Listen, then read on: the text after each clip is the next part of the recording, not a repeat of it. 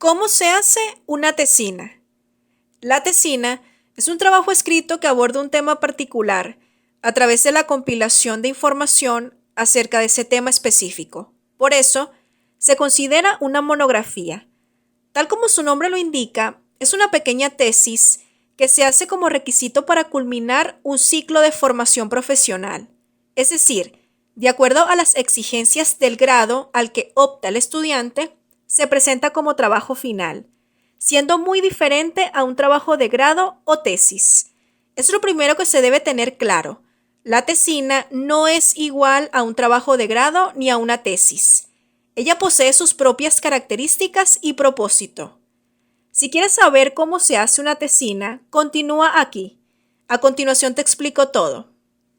Para hacer una tesina, lo primero es escoger el tema, teniendo en cuenta que se hará un trabajo desde la metodología de la revisión bibliográfica, es decir, con base en un diseño bibliográfico de tipo documental. Eso es lo que se hace en una tesina. Investigar en documentos previos para presentar una perspectiva propia del autor acerca del tema abordado. Entonces, se debe escoger un tema que cuente con diversas fuentes de consulta y, por supuesto, que le agrade al autor de la tesina. Tiene que gustarle el tema porque pasará mucho tiempo leyendo, recopilando, comparando, analizando y escribiendo sobre dicha temática. Es muy importante saber que en la tesina no se presenta una estructura parecida a la tesis. No se escribe un planteamiento de problema, ni objetivos, ni justificación. Tampoco se presenta un marco teórico ni metodológico, ni análisis de resultados. En la tesina no se presenta una experiencia de investigación. No se demuestra el proceso de la investigación hecho por el autor del trabajo. En la tesina, el protagonista es el tema. Todo gira en torno al tema. Hay que hacer lucir a ese tema a través de su estructura de contenido. Esa es la diferencia entre la tesina y la tesis. No obstante, esto no significa que se omite el proceso de la investigación, porque sí se aplica bajo la metodología de la investigación documental. Lo que se hace es llevar a cabo el proceso de investigación sin presentarlo en la memoria de la tesina. Es decir, ese proceso no se redacta en el trabajo escrito. El autor va desarrollando sus fases metodológicas, dejando como memoria de la tesina el tema que tiene en estudio. Entonces, una vez que se haya escogido el tema, el autor debe plantearse el problema para sí mismo, para ir entendiendo qué busca de ese tema. Básicamente, la base del problema de toda tesina es la necesidad de presentar una perspectiva diferente de un tema conocido, y en función de eso se establecen los objetivos de la investigación, que de igual manera giran en torno a la presentación de un enfoque distinto de un tema conocido. Asimismo, es necesario que el autor determine la importancia del tema. Es la forma de justificar que esté investigando sobre eso. Cuando el autor de la tesina ya tiene seleccionado su tema, teniendo claro el enfoque que va a presentar en función de la metodología que se haya trazado, es momento de escribir, de comenzar a hacer el trabajo escrito como tal, bajo la siguiente estructura. Número 1. Portada. Es la página de inicio, donde se presenta la información básica que identifica al trabajo. Se incluyen los datos de la casa de estudio, los datos del autor y del tutor de la tesina y el título del trabajo, que debe tener relación directa con las características del contenido. Puede ser el título que el autor prefiera, siempre que deje muy claro, sin lugar a dudas, de qué se trata el contenido que se presenta. Sobre el formato de la portada hay que apegarse a las normas de formato y redacción que se apliquen en todo el trabajo, en conjunto con las recomendaciones del tutor y la casa de estudios. Número 2. Dedicatoria y agradecimientos. Representan la sección del trabajo donde el autor expresa sus sentimientos de dedicatoria y agradecimientos hacia las personas que son importantes para él. En el caso de la dedicatoria, se va a dirigir a los afectos del autor, a esas personas que son muy queridas por él, sus padres, cónyuge, hijos y buenos amigos. En los agradecimientos se agradece y se reconoce a aquellas personas o instituciones que ayudaron al autor en el desarrollo de la tesina. Por lo general, se agradece a la institución donde se estudia, al tutor, a algún profesor que haya dejado un aporte significativo en el conocimiento del autor de la tesina, y también a cualquier otra persona que haya contribuido de alguna manera en el desarrollo del trabajo.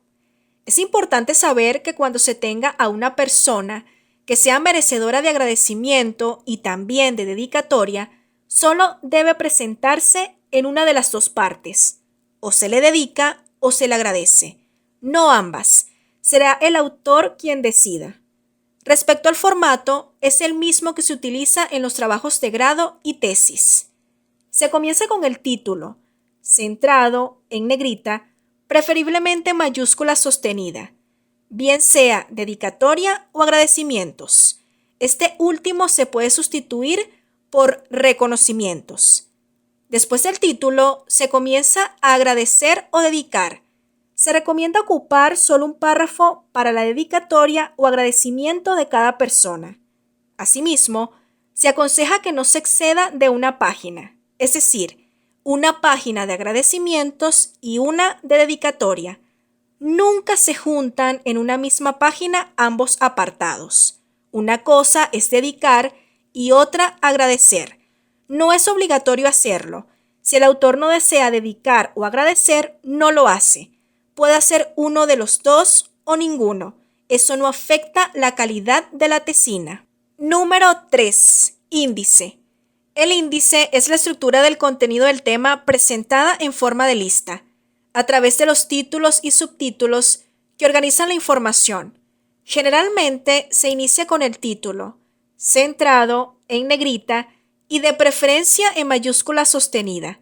Ese título puede variar entre índice o índice general.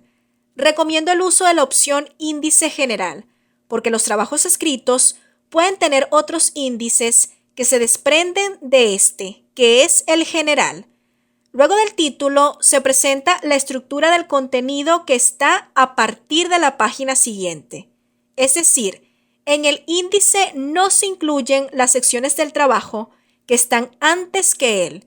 En ese sentido, la dedicatoria y agradecimientos no deben aparecer en la lista del índice. Es indispensable que todas las páginas estén enumeradas. Es la forma de que el índice tenga sentido y cumpla con su propósito, que es ubicar cada sección del trabajo identificando el subtítulo con su respectivo número de página. Número 4. Listas de tablas, gráficos y figuras. Estas listas se presentan como subíndices solo en los casos donde el desarrollo de la tesina incluya numerosas tablas, gráficos o figuras, por separado cada formato. Es decir, en el contenido deben aparecer numerosas tablas para poder crear una lista de tablas. Lo mismo sucede con los gráficos y las figuras. Nunca se debe hacer una lista donde se junten tablas, gráficos y figuras, porque se trata de formatos distintos. Estas listas o subíndices se presentan con el mismo formato que el índice general. Se empieza con el título de la lista, centrado en negrita, de preferencia en mayúscula sostenida. Luego del título se presentan cada nombre o título de la tabla, gráfico o figura, acompañado del número de página donde se ubica. Hay que tener en cuenta que es poco común que las tesinas incluyan este tipo de listas, porque es poco probable que contengan una alta cantidad de tablas, gráficos o figuras que ameritan la presentación de un subíndice único para ellos. Número 5. Resumen. El resumen se trata de un texto breve donde se da a conocer todos los aspectos de la tesina, bajo una redacción superficial y muy concisa de unas 300 palabras aproximadamente. Es recomendable que en el resumen se redacte con base en el proceso metodológico que cumplió el autor para hacer la investigación. Se puede comenzar enfatizando la importancia de abordar el tema bajo un diseño de revisión bibliográfica, argumentando que es una forma de solventar el problema central que aborda la tesina, que es dar una perspectiva diferente de un tema conocido. También es importante describir cómo se desarrolló la metodología de la revisión bibliográfica, resaltando la estrategia característica de la investigación documental. Por último, es conveniente presentar la conclusión general a la que se llegó con el desarrollo de la tesina, esto de forma breve.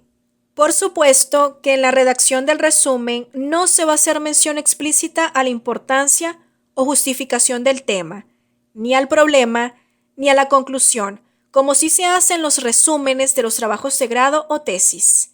En el resumen de una tesina se presentan todos esos aspectos en una redacción general sin señalar directamente el aspecto como tal. Se habla de la importancia del tema sin mencionar que es la justificación del trabajo.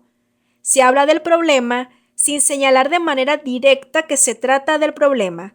No se hace mención directa de esos aspectos porque no aparecen en el contenido del trabajo, y resulta ilógico mencionar dentro del resumen aspectos que no aparecen en el desarrollo del contenido. Hay que recordar que el proceso y fases metodológicas los cumple el autor, pero no los redacta en la memoria de la tesina. Sobre el diseño de la revisión bibliográfica y el tipo de investigación documental, sí se puede hacer mención porque todas las tesinas se hacen bajo este diseño metodológico, y al ser tácito, sí es coherente que se mencione. Número 6. Introducción. Es la sección del trabajo donde se da a conocer el tema de manera general, abordando aspectos informativos que giran en torno a ese tema. Además, se hace mención al problema y los objetivos. En el caso de la introducción, sí se puede hacer mención al problema de manera explícita. Se puede escribir que con el trabajo se pretende solventar el problema que implica la necesidad de una nueva perspectiva del tema en estudio. También es posible escribir sobre el objetivo principal del trabajo, haciendo mención explícita a ese objetivo. En la introducción sí se hace, a diferencia del resumen, porque ella no es alusiva al contenido del desarrollo. Presenta información relacionada, pero no indica que lo que ella contiene es parte del desarrollo. En el resumen, sí se presenta el contenido del desarrollo de manera resumida. Por eso se llama resumen. Se recomienda que la introducción cuente con una página y que su último párrafo describa el índice general en forma de texto, haciendo un recorrido breve por toda la estructura del contenido que sigue en el apartado del desarrollo. Número 7. Desarrollo. El desarrollo es el cuerpo principal del trabajo. En él se presenta todo el tema, organizado con los títulos y subtítulos que se requieran. En las tesinas, el desarrollo va en función de las características del tema. No se sigue una estructura de capítulos estandarizada, como en el caso de los trabajos de grado o tesis. Además, en el desarrollo de una tesina se pueden incluir imágenes que brinden información importante sobre la temática, siempre que no sean muchas, pero no es obligatorio. Básicamente, el desarrollo comienza con el título de la tesina, centrado, en negrita, de preferencia en mayúscula sostenida. Luego del título, se va presentando de manera organizada y jerárquica todo el contenido del tema, bajo los subtítulos correspondientes. Es importante que el autor dé una perspectiva clara de cada aspecto, apoyándose en la redacción desde el análisis y comparación cuando sea necesario. El uso de citas es obligatorio. Es la manera de dar sustento teórico y validez al contenido presentado. Número 8. Conclusiones. El trabajo se concluye dando a conocer los resultados obtenidos desde la investigación documental. La forma correcta de dar las conclusiones es redactando cada logro o cumplimiento de los objetivos, es decir, en función de cada objetivo que se haya establecido el autor, se debe tener un resultado. Ese resultado es una conclusión. Por lo general, los objetivos giran en torno a brindar un enfoque distinto del tema abordado. Entonces, las conclusiones siempre están referidas a comentar la experiencia que tuvo el autor de la tesina en la búsqueda y establecimiento de ese enfoque. Número 9. Anexos. Son todos los recursos que fungen como sustento complementario del contenido del trabajo. Es decir, se trata de cualquier formato que apoye la información del trabajo. Son opcionales. Al presentarlos, son precedidos por una subportadilla que tiene la palabra anexos centrada y en mayúscula sostenida. Número 10. Bibliografía. Es la sección de la tesina donde se presentan las fuentes de consulta para citas y de conocimiento. Es decir, se trata de un apartado donde se dan a conocer los datos de identificación de las fuentes que fueron citadas en el desarrollo del contenido y de las fuentes que, aunque no sirvieron para citas, sí se usaron para efectos de formación del autor y que le permitieron ampliar su conocimiento sobre el tema en estudio. El formato de presentación de la bibliografía depende de las normas de formato y redacción aplicadas a lo largo del trabajo escrito. Con esta estructura se hace de manera correcta una tesina, resaltando al tema, que es el elemento principal de este tipo de trabajo. Por supuesto que el autor funge como actor prioritario y su experiencia en el desarrollo de la tesina es la base del proceso, pero lo que caracteriza a una tesina es el énfasis que se le da al tema por encima del desempeño del autor. Esa es la clave para lograr una excelente tesina, hacer lucir el tema. Este ha sido todo el contenido. Te habló Madeleine Villegas. Si esta información es útil para ti, suscríbete al canal y activa las notificaciones.